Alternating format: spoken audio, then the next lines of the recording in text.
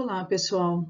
Aqui quem fala é a professora Luciana de Lima e eu vou trabalhar com vocês um pouquinho a ideia da análise textual discursiva dentro da metodologia da pesquisa científica. Geralmente eu trago as referências no final, mas como eu vou estar trabalhando com esses dois materiais de Moraes e Galeazzi, eu achei melhor trazer no início.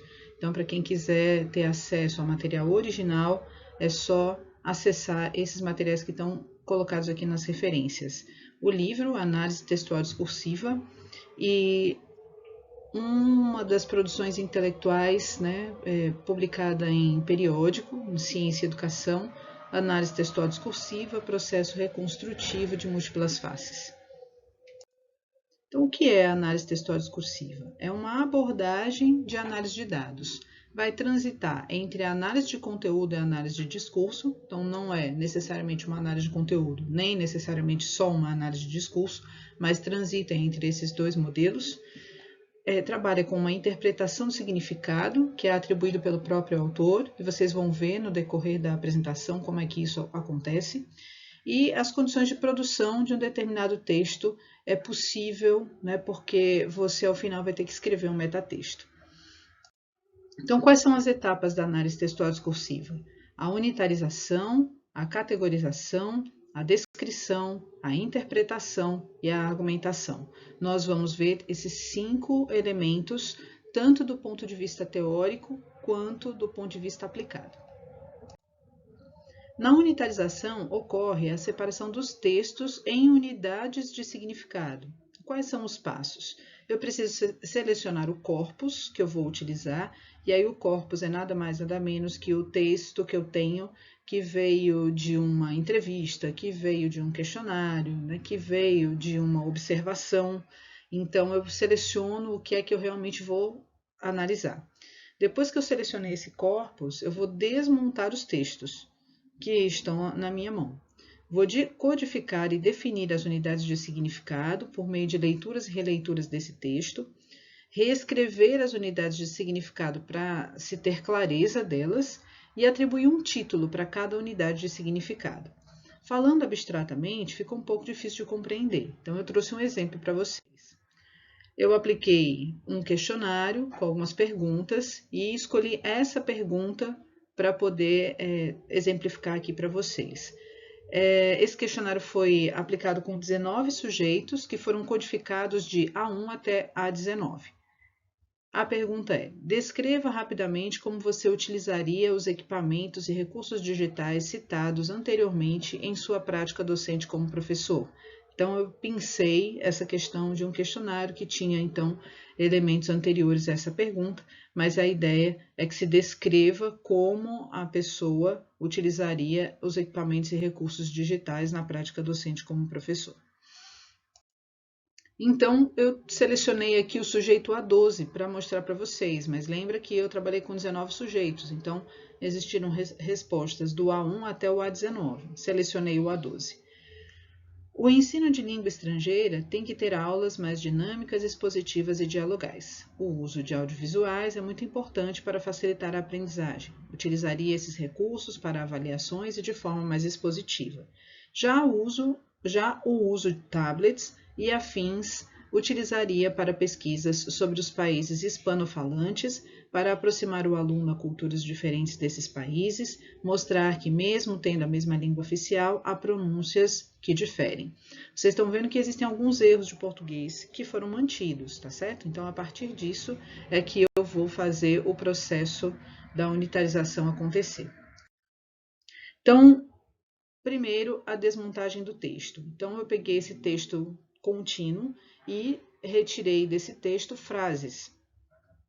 Aulas mais dinâmicas, aulas mais expositivas, aulas mais dialogais, uso de audiovisual facilita a aprendizagem, utilizaria o audiovisual para avaliação, utilizaria o audiovisual de forma mais expositiva, já o uso tablets, utilizaria para pesquisas sobre países hispanofalantes, utilizaria para aproximar o aluno de culturas diferentes desses países, utilizaria para mostrar as pronúncias que diferem, mesmo tendo a mesma língua oficial, tá bom? Então, aqui foram frases que foram retiradas desse corpus anterior que eu mostrei para vocês. Agora eu peguei um outro sujeito, para não ficar só com um sujeito na exemplificação. Peguei o sujeito A2, que escreveu o seguinte como resposta. Vídeo. Tenho planos de criar um canal com a temática de ciência, divulgação científica. Podcast. Fazer com alunos em sala de aula e posteriormente apresentar a conversa para a escola. Aplicativo. Jogos com temática de ensino em sala de aula é muito bom. Como foi a desmontagem do texto, então, do sujeito A2? Utilizar o vídeo para criar um canal com a temática de ciência, divulgação científica, fazer um podcast com os alunos em sala de aula, apresentar para a escola o podcast desenvolvido com os alunos e utilizar jogos com temática de ensino em sala de aula é muito bom. Então, eu estou seguindo aí nos primeiros passos da unitarização. Na sequência, a gente precisa criar unidades de significado. Então, para cada frase que eu fiz anteriormente, que eu separei do corpus, eu estou atribuindo um título, ou seja, eu estou atribuindo um significado para aquilo que foi desenvolvido ou que foi trazido pelo sujeito da pesquisa. Então, quando se fala em aulas mais dinâmicas, aulas mais expositivas e aulas mais diagonais, eu compreendo como metodologia de ensino, mas essa é uma compreensão minha como pesquisadora. Quem vai olhar sob outro viés pode compreender isso de uma forma diferente, tá certo? Então, tem que levar isso em consideração. O uso de audiovisual facilita a aprendizagem. Aqui eu atribuí dois significados. O recurso digital, que é o audiovisual, e a finalidade, para que é que esse áudio serve? Para facilitar a aprendizagem. Utilizaria o audiovisual para avaliação também, recurso digital e finalidade. Audiovisual aparece mais uma vez, e para quê? Para a avaliação. Utilizaria o audiovisual de forma mais expositiva. Então, aqui aparece o recurso digital novamente sendo audiovisual. E, na sequência, não tem mais finalidade, mas tem a metodologia de ensino, que é de forma mais expositiva. Já o uso tablets aparece como equipamento digital, que é diferente do recurso. Utilizaria para pesquisa sobre países hispanofalantes, aparece como metodologia de ensino, então eu estou interpretando dessa maneira. Utilizaria para aproximar o aluno de culturas diferentes desses países. Aqui eu estou interpretando como sendo finalidade. E utilizaria para mostrar que as pronúncias diferem, mesmo tendo a mesma língua oficial. Então, aqui eu também compreendo como metodologia de ensino. Em relação ao sujeito A2, se faz a mesma coisa, vai atribuir unidades de significado, títulos para essas unidades. Então, utilizar o vídeo para criar um canal com a temática de ciência tem o recurso digital, que é o vídeo, e a metodologia de ensino, que tem a ver com a criação desse espaço de divulgação científica. Fazer um podcast com os alunos em sala de aula está relacionado com o recurso digital e com a metodologia de ensino. Então, recurso digital vincula-se ao podcast e metodologia de ensino, como é que vai ser feito o uso do podcast. Apresentar para a escola o podcast desenvolvido com os alunos. Então, tem o recurso digital, que é o podcast, e o que se vai fazer em termos metodológicos, apresentar para a escola. E utilizar jogos com temática de ensino em sala de aula é muito bom, então tem o recurso digital e tem aí a metodologia de ensino. Então, o recurso digital são os jogos e a metodologia de ensino é como é que esse jogo vai ser trabalhado. Muito bem, então feito isso, eu codifiquei todos os elementos no processo de unitarização. Agora, eu vou entrar no segundo passo, que é a categorização. Então, de posse de todas essas unidades de significado, eu vou reunir todas elas, que são semelhantes, com a comparação das unidades de significado entre si. Então, eu vou reunir as unidades de significado semelhantes, comparando uma com a outra para saber se realmente dá para fazer conjuntos que têm uma característica própria cada um. Vou utilizar, então, um método indutivo, do particular para o geral. Vou criar, definir, nomear cada categoria ou subcategoria e depois vou produzir argumentos para cada categoria, que são os argumentos aglutinadores por meio de relações e hierarquizações das categorias. Então, vamos lá, no nosso exemplo. As unidades de significado dos sujeitos A12 e A2. É claro que numa pesquisa comum, normal, eu vou trabalhar com as unidades de significado que eu atribuí para todos os sujeitos, do A1 até o A19. Aqui ia demorar muito, então eu estou apresentando só 2 sujeitos. Eu reuni tudo que era recurso digital, coloquei todos os elementos de recurso digital num lugar só. Então, quando ele fala de audiovisual, fala que 1, 2, 3 vezes, o vídeo, né, tem mais uma vez, podcast tem uma outra característica, né, que é só o áudio.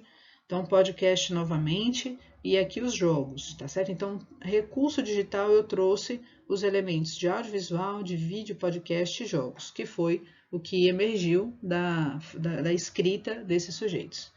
O equipamento digital foi citado só o tablet, então só tem esse elemento.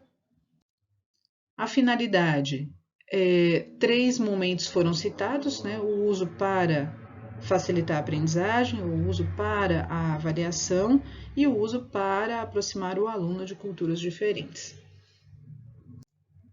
E, por último, eu reuni todos os elementos da última categoria, que é a metodologia de ensino. Então, aulas dinâmicas, expositivas, dialogais, mais uma vez de forma expositiva, usa para fazer pesquisas, usa para mostrar, né? Usa para criar, faz um podcast com os alunos, então tem um elemento de criação e desenvolvimento, apresenta para a escola, então um movimento metodológico de apresentação e utilização de jogos, né, junto com os alunos em sala de aula, outro elemento metodológico. E aí, o que a gente faz? Depois que a gente separou todas essas categorias e a gente viu, né, que tem elementos importantes que a gente vai já comentar, a gente define essas categorias. Então, são 4 categorias e eu defini da seguinte maneira. Recurso digital, ou os recursos digitais, são aqueles escolhidos pelos licenciandos ao pensarem o uso das tecnologias digitais no contexto da docência. O equipamento digital está vinculado aos equipamentos digitais escolhidos pelos licenciandos ao pensarem o uso das tecnologias digitais no contexto da docência. Está muito parecido, mas é a forma como eu encontrei de definir essa categoria de forma a ter uma certa padronização. A categoria finalidade se define como para que servem as tecnologias digitais escolhidas pelos licenciandos a serem utilizadas no contexto da docência, e a metodologia de ensino, de que forma os licenciandos pensam o uso das tecnologias digitais no contexto da docência. Então, eu tenho aqui 4 categorias e todas elas definidas dentro dos passos que eu elenquei inicialmente para a categorização. Depois que a gente faz todo esse trabalho com as categorias, é importante a gente fazer uma avaliação dessas categorias. A gente precisa passar pelo crivo da validação, da homogeneidade e do foco. E esses elementos avaliativos, eles precisam ser visualizados ou compreendidos e analisados por um outro pesquisador que não esteja envolvido com a pesquisa que você está fazendo. Então, ele é não participante do processo de pesquisa e nem de coleta de dados. E a proposta desse pesquisador é ajustar inconsistências que podem ocorrer no processo. Então, o outro pesquisador, né, vai auxiliar nesse processo todinho. Na validação, quando o conjunto de categorias vai representar as informações categorizadas ao mesmo tempo em que atende aos objetivos e ao objeto de análise. Então, tem que verificar se essas categorias estão vinculadas a esses objetivos de pesquisa e ao objeto que está sendo analisado. A homogeneidade tem a ver com a apresentação de um mesmo princípio, caracterizado por um mesmo contínuo conceitual. Então, assim, eu estou trabalhando dentro de uma situação teórica que foi definida previamente, né? E estou fazendo algumas observações. É importante, por exemplo, que essas categorias elas estejam vinculadas a esse corpo teórico que eu estou analisando, né, que eu estou usando como base para analisar, e que elas sejam independentes, né, tá certo? Uma não pode estar dentro da outra, então cada uma tem um foco diferente para poder ser analisada, que é o que se diz aqui, ó, quando o conjunto de categorias focaliza o todo por meio das partes para evitar reducionismos, tá? Então, eu vou olhar para cada categoria, e essas categorias precisam ser independentes, não dependem uma da outra, mas ao mesmo tempo elas estão dentro do meu escopo teórico, daquilo que eu quero observar ou analisar em termos de pesquisa, tá certo? Então elas têm que ter uma certa homogeneidade e precisam estar focadas dentro daquilo que a gente está propondo como pesquisa. Isso quem vai analisar, quem vai avaliar é o outro pesquisador. A terceira etapa é a etapa da descrição. É quando a gente vai apresentar elementos emergentes dos textos analisados e representados por essas categorias e subcategorias. Nesse material eu não estou mostrando nenhuma subcategoria, mas é possível ter. Utilizar recortes dos textos originais produzidos pelos sujeitos da pesquisa. Então, é uma parte que dá muito mais trabalho para você encontrar do que necessariamente trabalho manual para você escrever, tá certo? Então, vamos lá. Quando eu estou trabalhando com recurso digital, que é uma categoria, eu selecionei aqui 3 exemplos, mas existem muito mais do que isso, né? Principalmente quando a gente trabalha com 19 sujeitos, por exemplo. Então, para eu pegar um material que seja mais completo, eu preciso trazer mais exemplos sobre o recurso digital, mas eu trouxe esses. Utilizar o vídeo para criar um canal com a temática de ciência, que foi o A12, que colocou. Fazer um podcast com os alunos em sala de aula, que foi o A2. E utilizar jogos com temática de ensino em sala de aula é muito bom, que também foi o A2. Então, aqui eu coloquei 3 exemplos, cada um falando de um recurso digital diferente. O vídeo, o podcast e os jogos. Isso também é interessante, você trazer exemplos diferentes, né, que representam o que está sendo falado sobre aquela categoria. Então, eu trouxe 3 elementos de recurso digital diferente. O equipamento digital só tinha esse mesmo, já uso tablets, que foi o A12 que trouxe. Em termos de finalidade, nós tínhamos 3, mas eu deixei só 2. O uso audiovisual para facilitar a aprendizagem, utilizaria para aproximar o aluno de culturas diferentes desses países. Então, o primeiro foi o A12 que disse, e o segundo foi o A2. Em metodologia de ensino, tinha uma variedade muito grande, então eu escolhi algumas que ficaram bem evidentes o que se pretendia fazer. Então, utilizaria o audiovisual de forma mais expositiva, teve várias informações a respeito desse tipo, mas eu trouxe essa do A12. Utilizar o vídeo para criar um canal com a temática de ciência, então a criação de um canal também é um elemento metodológico importante, então foi o A12 que trouxe. Fazer um podcast com alunos em sala de aula, então aqui tem a ver com construção, né? O A2 trouxe. E utilizar jogos com temática de ensino em sala de aula é muito bom, foi o A2 que trouxe, e vem aí com a ideia de utilização para se jogar. Então, vai se fazer o uso na hora da sala de aula sobre essa questão do jogo. Tá bom? Então, são esses elementos que exemplificam cada categoria e que a gente diz quem foi que trouxe, né? Que sujeito trouxe essa explicação, essa exemplificação, é que vai caracterizar a descrição. E depois a gente vai para a quarta etapa, que é a interpretação. Realizar uma leitura teórica dos fatos empíricos de forma profunda e complexa. Trazer esse referencial teórico para embasar os dados coletados. E estabelecer uma relação entre as descrições empíricas e os aspectos teóricos da pesquisa bibliográfica. Então, vocês estão vendo que agora esse material, né, esse passo aí da interpretação, a gente vai ter que trazer os elementos do referencial teórico para cá. E é isso que eu vou fazer aqui, mostrar para vocês como é que foi. Então, em termos de categorias, eu trouxe o recurso digital e a metodologia de ensino. E eu tenho esses 3 exemplos que eu citei do recurso digital e esses 4 exemplos da metodologia de ensino que fizeram parte da descrição. E a partir disso, eu consegui escrever um texto me baseando em alguns autores que estão no meu referencial teórico. Um deles é o Coll, César Coll, de 2010, e outro é o Santos, de 2016. Então, a partir disso, a gente já pode escrever um texto. Segundo o Coll, os professores utilizam as tecnologias digitais na docência da mesma forma que realizam essa docência sem o uso das tecnologias digitais. Se o professor opta por aulas expositivas, comumente, quando utilizarem tecnologias digitais, o farão da mesma forma.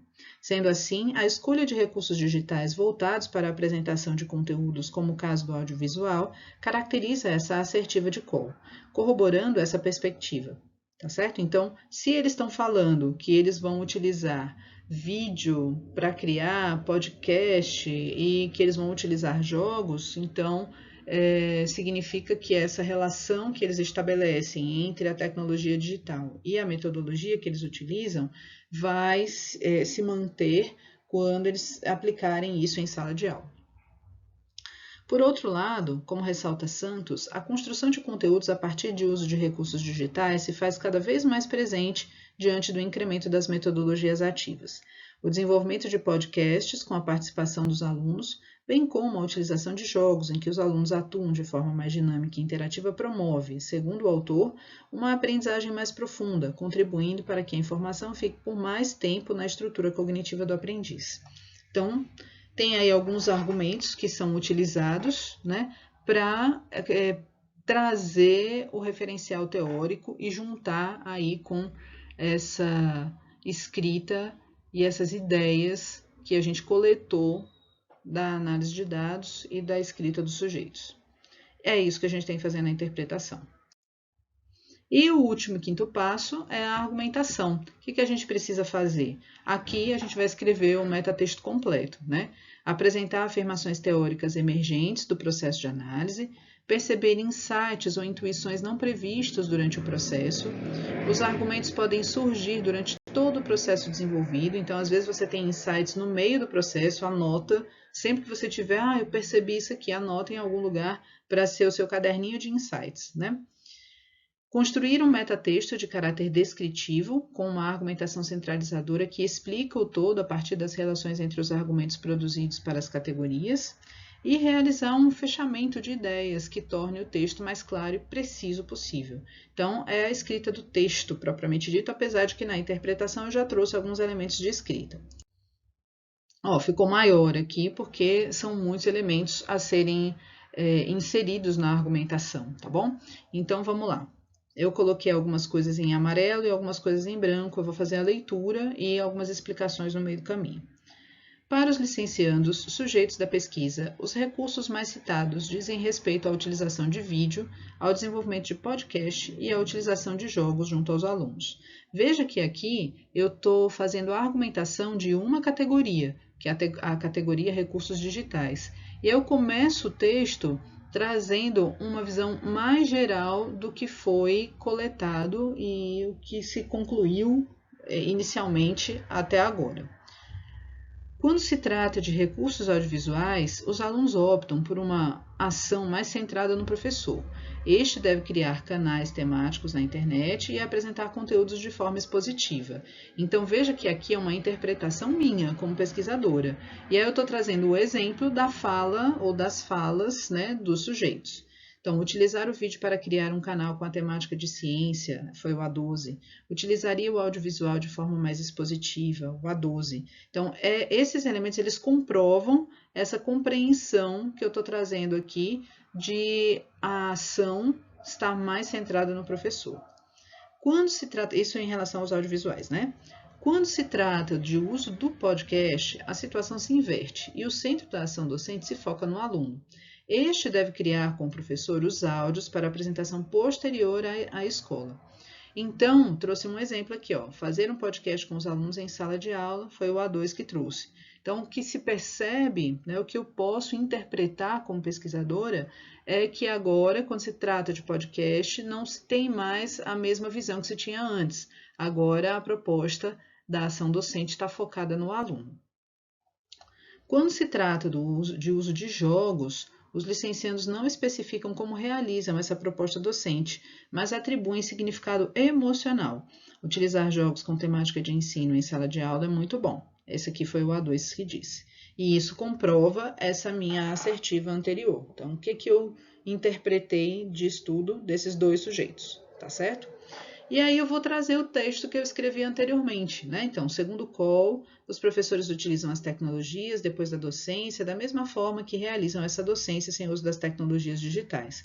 Então, eu posso agora juntar uma coisa com a outra e isso que eu escrevi antes servir de argumento para esses elementos que eu estou colocando aqui.